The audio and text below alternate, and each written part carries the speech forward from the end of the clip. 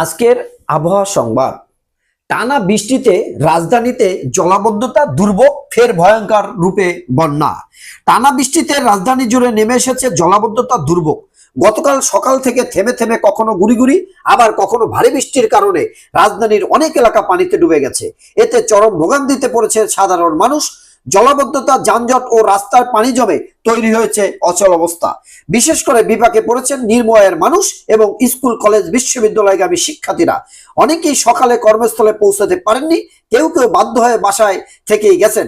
দিনমজুর, রিক্সা চালক ও খেটে খাওয়া মানুষজন পড়েছে চরম দুর্দশায়। খোঁজ নিয়ে জানা যায়, ধানমন্ডির hawkers market, new market, Kawran বাজার সহ পুরনো ঢাকার বংশালী এলাকায় বিভিন্ন অলিগলিতে জলাবদ্ধতা সৃষ্টি হয়েছে।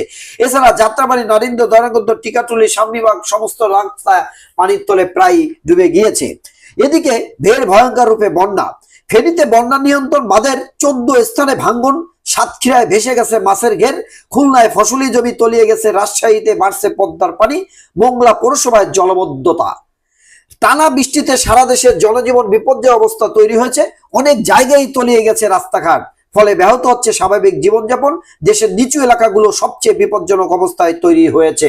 থাকতে পারো আরো কয়েকদিন এরকমের বৃষ্টি। যাই হোক, আল্লাহ যেখানে থাকেন ভালো থাকবেন, সুস্থ থাকবেন। আসসালামু আলাইকুম।